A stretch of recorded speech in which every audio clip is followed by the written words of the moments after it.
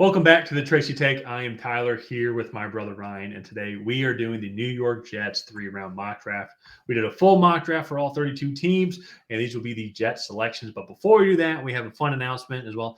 If you like sitting on the couch and put a couple bucks on a game, hit the link down below. We have partnered with BetUS, and they are doing a fun promotion for all first-time players at their site for 125% match for the first 3 deposits. So Masters are coming up, the Triple Crown for the horse race is coming up. If you like betting on the ponies, or even just coming up to the NFL season or even the NFL draft, if you want to bet on which player is going to be selected first overall, hit that link down below. Get a 125% match for all first-time players.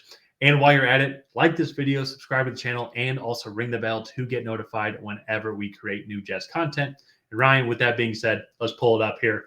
So Jets have had a pretty busy offseason so far, and they've lost some key players overall, but I think that they've addressed those positions as well and improved in key areas, i.e. offensive line. And so that's kind of where I'll start as well. Getting John Simpson, Morgan Moses from Baltimore. I believe they signed John Simpson and traded for Morgan Moses. Even also the two getting Tyron Smith from Dallas as well. They are technically a little bit on the older side as well. So these are this is a win now. We only have future Vice President Aaron Rodgers for so long. Sorry, I just like to keep saying that. I still find that absolutely hilarious. But I think football-wise, it is the most like to protect him, and honestly, not just only to just protect him, but then also to give Breece Hall the best running lanes possible here is you actually have to have an offensive line. And they have gotten some guys, like unless you draft Joe Tippmann, I thought was a good prospect, and I think he's developing overall slowly as well. Mekhi Becton still is actually a free agent, so it's looking like they're not going to sign him based off of these moves as well. So we haven't officially added him to the departures list. But they've added also other good guys as well, like Javon Kinlaw. They've re-signed Solomon Thomas as well, even Isaiah Oliver to help out with the secondary just a little bit, go alongside Sauce Gardner, and then their other corner as well, not Bryce Hall, because they have another main corner, DJ Reader. No, that's the tackle. That's the tackle from. I'll look it up here in a second. Yeah. But also Adam Williams as the receiver go alongside Garrett Wilson. What do you think of the Jets offseason so far as a Patriots fan? Yeah, I mean, so as a Patriots fan, they're definitely in win now mode. Aaron Rodgers is coming back for 1 to 2 years, and like they keep signing all these veteran guys to 1 to 2 year deals. Like they are just buying in right now to see if they can go win a championship.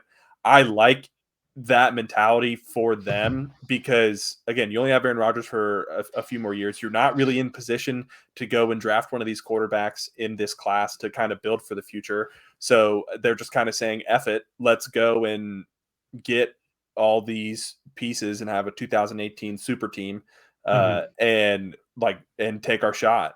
So I do really like it. Javon Kinlaw to me is a really underrated signing. You have Solomon Thomas as well that I think is underrated.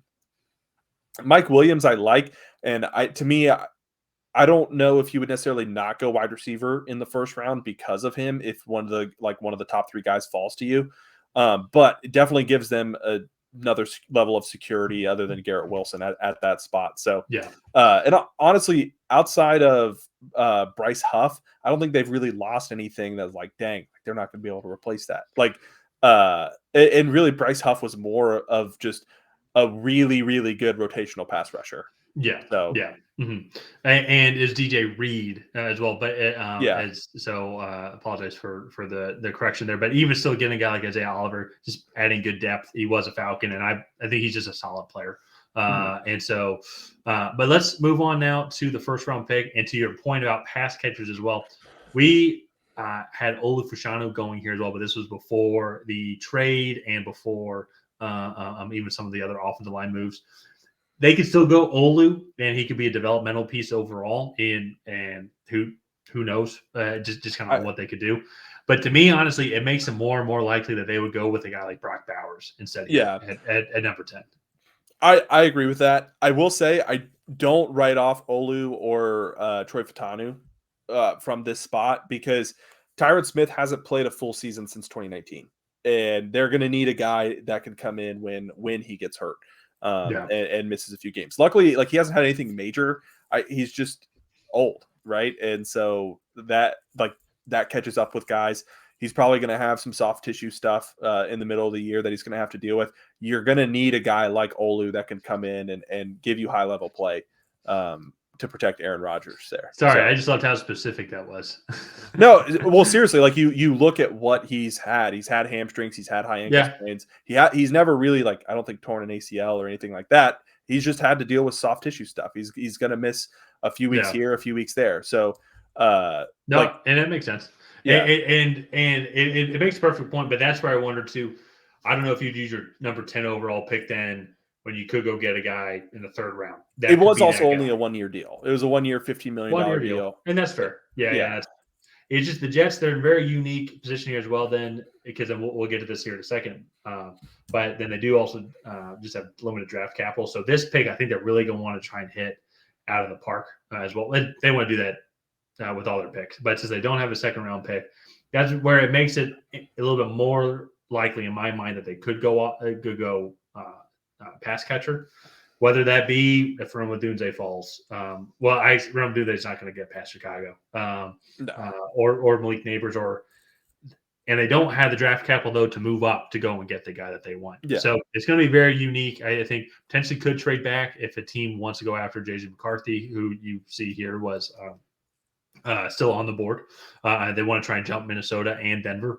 Maybe they can trade with them then. So that's where it's going to be unique on kind of what the Jets want to do if they want to try and get more day 2 draft capital here. But I think Brock Bowers would be the best other option, in my opinion. But I think let's go on now to their next pick here, their third round pick. Have them going with Tez Walker here, addressing that receiver position. Again, as we mentioned, you got Mike Williams, but once again, that's also a 1 year deal as well, coming off an ACL injury. I also think, too, in my opinion, I think Mike Williams is a little bit overrated. I think he's a good receiver. He's a good NFL receiver. Gabe Davis is a good NFL receiver, but they're kind of both that like deep ball threat. They're kind of, I feel like they're one trick ponies-ish. And in modern day NFL, that's just a different type. Guys like Tank Dell, Josh Downs, those seem to be like the future of like the best, like the number 1 receivers on the team. Guys that you just throw them a bunch of targets and they get 10 catches, a game, and they can move them all around. These big receivers, these deep ball threats, that I haven't seen them be as specific, and I'm sure as successful. And I'm sure people in the comments are going to put a bunch of great receivers in the league right now that fit that characteristic. But I think a guy like Tez Walker hasn't had the best. Yeah, I know. Yeah. Thank you. I appreciate it. You're not even in the comments. Yeah, I'll go write it down there if you want. Please write in the comments. That'd be fun. We need the comments and the views. But in general, a guy like Tez Walker didn't have the best offseason so far. Okay, Senior Bowl. Combine, I think, was okay, but didn't really stand out compared to how great this receiving class is overall. So I think getting him here in the third round, I think is a solid spot for him. I think he's also going to a solid situation here where he can learn behind Garrett Wilson. I think also, too, having a guy like Aaron Rodgers, just with how mindful he is of the game and where he wants to put his receivers, I think he can learn a lot. And I think one of the things I thought about with the Senior Bowl, just how off he was with some of these cornerbacks. And it's an exhibition game.